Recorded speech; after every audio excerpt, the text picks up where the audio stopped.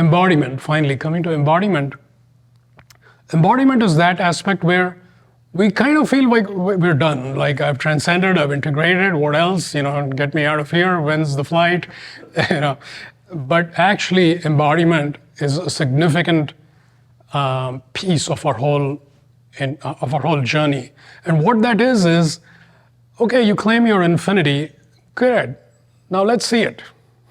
Okay, let's see it. Meaning, let's see you wander on this finite dimension while maintaining that high consciousness, right? So you get to show that I can be in this work situation, maybe there's a conflict, and I can show that I'm acting from this place of light.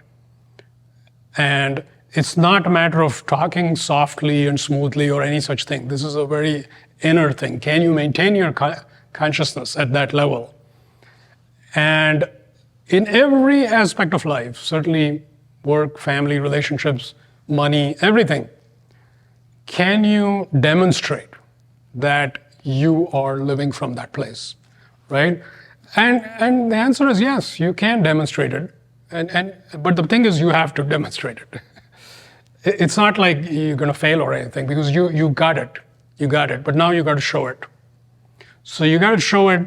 And the other piece of embodiment is, again, you are bringing the infinite to the finite. So it's actually some pretty cool stuff, because you are still in this finite container, or it at least looks like you're in this container, and you are holding, like, it's like carrying a nuclear reactor in your pocket, right? It's like 100,000 megawatts of power, but you're carrying it in your pocket. Usually our batteries are pretty low power, but you're carrying that and saying, okay, let's see if you can handle that. And not, obviously use it for anything other than good. And that's a natural tendency too. By that time, you don't have a whole lot of an agenda anyway. You don't have any agenda, actually. The only agenda you have is whatever the totality, whatever is good for the whole, and that I can be part of. So in other words, you can serve the infinite, and you can serve all the beings through that body, right? Embodiment is, I'm in this body. Let's see that. So it's simply saying, when we transcend, what we do is we kind of almost, we want to set aside the body, because the body tends to be like, I'm hungry, I'm thirsty, can you give me this? We almost set aside and we now escape. It's got a little escapist built into it, and that's understood. You escape this reality and you taste something fantastic. And you know it's true because you tasted it. But now, in the body again, I'm back in the body, back to the same old guy with the same old habits and same old stuff.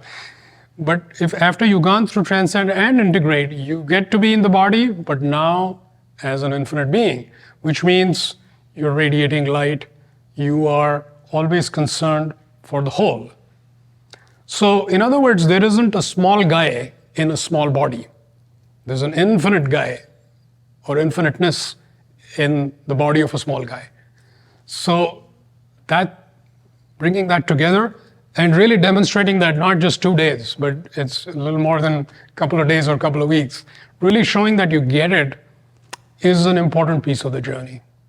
That completes it. And there again, light is a great partner, because how do we serve everyone, and how can we connect with everyone in a powerful way? Well, thankfully there's light. Because when you can call upon light, you actually play a very significant role. Because if you look at the entire planet, light is pouring down, but light is itself extremely high frequency. We need like a power substation, right? You need a power substation in every neighborhood, because it takes the very high voltage, drops it down to a little lower. So eventually we can get power in our homes. So we need those, I call them transducers in my book, somewhere in the last couple of chapters.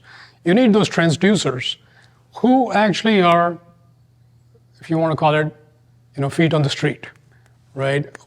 Who are light transducers, who are actually walking around, and you can actually see them and shake hands with them, right? These kind of beings. So you become one of those beings who is bringing light to the planet, and that makes it more accessible to other beings.